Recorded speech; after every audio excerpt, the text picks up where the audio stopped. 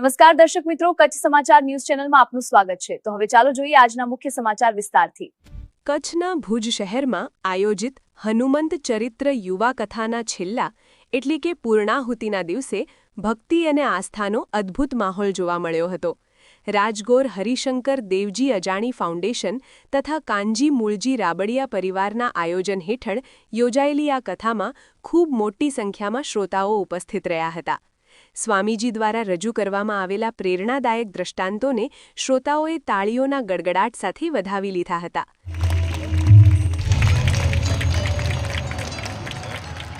કાર્યક્રમ દરમિયાન કથાના મુખ્ય યજમાન દ્વારા ઉપસ્થિત મહેમાનોનું મોમેન્ટો અર્પણ કરી સન્માન કરવામાં આવ્યું હતું। 7 દિવસ સુધી ચાલેલી આ કથાની ભવ્ય સફળતા અંગે કથાના વક્તા અને મુખ્ય યજમાને જણાવ્યું હતું કે યુવા વર્ગને સનાતન સંસ્કૃતિ સાથે જોડવાનો આ મુખ્ય ઉદ્દેશ્ય રહ્યો છે। હનુમાનજીના ચરિત્રમાંથી યુવાનોને શક્તિ, ભક્તિ અને સંસ્કારની પ્રેરણા મળે છે।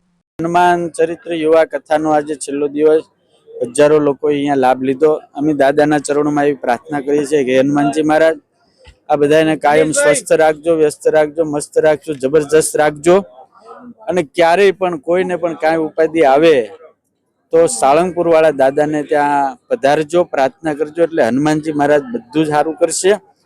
કચ્છના ભક્તોએ ખૂબ ભાવથી કથા સાંભળી, એ બદલ હું સમગ્ર કચ્છના ભક્તોનો ખૂબ ખૂબ આભાર માનું છું, ખૂબ ખૂબ થેન્ક યુ કહું છું।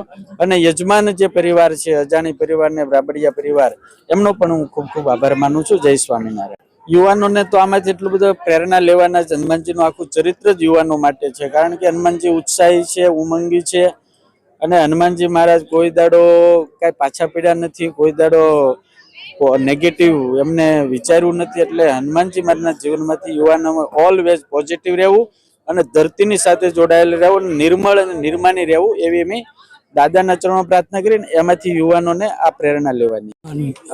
આજનો દિવસ રાજગોર હરિશંકર દેવજી અજાણી ફાઉન્ડેશન દ્વારા આ કથાનું આયોજન થયું। છેલ્લા 3 મહિનાથી આની તૈયારીઓ ચાલતી હતી। આપણે બાઇક રેલી કાઢી, શોભાયાત્રા અને 7 દિવસ સનાતન ધર્મ પ્રેમીઓ અને યુવાન યુવતીઓએ આ કથાનો લાભ લીધો। અને આજે તમે જોયું હશે કે આપણી જગ્યા ઓછી પડી, લોકો ઊભા રહીને આ કથાનું રસપાન કરતા હતા અને આ 7 દિવસ આપણે કેમ નીકળી ગયા એ જ આપણે ખબર ન પડી। એટલે ખૂબ આનંદ થયો આ કથાની અંદર આપણને। અને ભુજ અને આ ભુજની આજુબાજુના લોકો, ભુજથી દૂરના લોકો, ભુજ તાલુકાથી આગળના લોકોએ બધા જ આ કથાનો લાભ લીધો। અને જે હનુમાન ચરિત્ર યુવા કથા હતી એના રસપ્રદ પ્રસંગો સ્વામી દ્વારા આપણે સાંભળ્યા અને ખૂબ લોકોને આનંદ પડ્યો। આ કથા અમે ખાસ યુવાઓ માટે આ કથા, અને કથાનું નામ પણ હનુમાન ચરિત્ર યુવા કથા માટે રાખ્યું હતું, યુવાનો માટે। અને એનો તમે પણ જોયો છો કે ખૂબ મોટી સંખ્યામાં યુવાન યુવતીઓ આ કથાની અંદર જોડાણા હતા અને અમને આશા હતી એનાથી પણ લોકો વધારે આ કથાની અંદર જોડાણા। અને તમે જોયું હશે કે આખા ગ્રાઉન્ડ આપણા ટૂંકા પડ્યા, કાલે પણ ટૂંકું પડ્યું, આજે પણ 1000 સીટો વધારી, તો પણ લોકો પોતાની બાઇક ઉપર યા કારમાં બેસીને ઊભા રહીને કથાનું રસપાન કર્યું। એ આપણે દેખાય છે કે આપણા સનાતન ધર્મ પ્રત્યે લોકોની જે આસ્થા અને હનુમાનજી પ્રત્યે ખાસ તો જે કષ્ટભંજન દેવ છે, લોકોના કષ્ટ હરે છે અને અત્યારના યુગની અંદર નિરાશામાંથી આશા, અશક્યને શક્ય બનાવે છે હનુમાનજી મહારાજ। તો એના જીવન ચરિત્ર બધાએ સાંભળ્યું, રસપ્રદ, અને એનું જીવન ચરિત્ર લોકો પણ પોતાના રોજબરોજના જીવનમાં આ ઉતારશે એવી આપણે આશા રાખીએ છીએ અને ખૂબ આનંદ થયો। હનુમાન ચરિત્રના બધા જ પ્રસંગો એવા છે કે એનામાંથી પ્રેરણા લે। અને હનુમાન ચરિત્રના જે પ્રસંગો હતા, હનુમાનજીએ હંમેશા ક્યાંય પણ ક્યારે કોઈ હોદો કે કોઈ પદ લેવાની ક્યારે પણ એમને ભાવના ન રાખી। એક જ ધ્યેય કે કામ કરવાનું।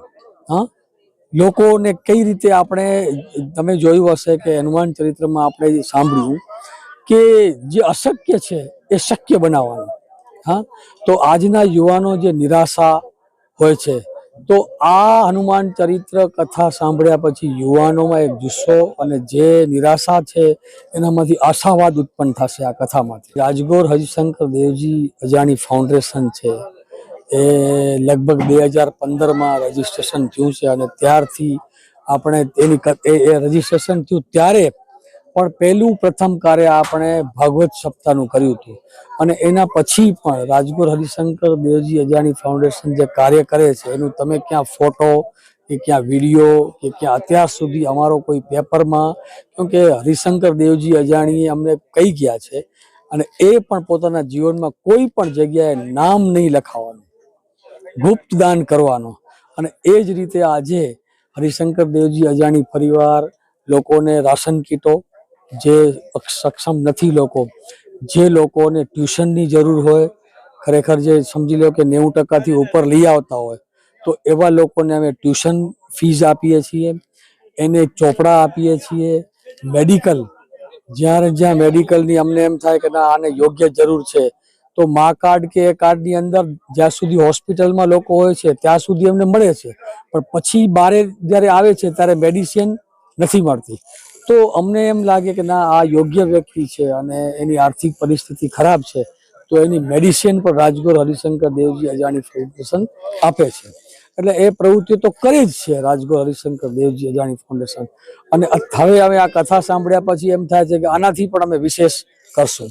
તમે જોયો છે કે આજે આ કથા દરમિયાન જ આપણે સ્વામી પાસેથી બીજી કથા માંગી, એ પણ ભુજની અંદર જ આપણે માંગી છે કે બીજી કથા પણ અમને આવનારા સમયમાં આપો.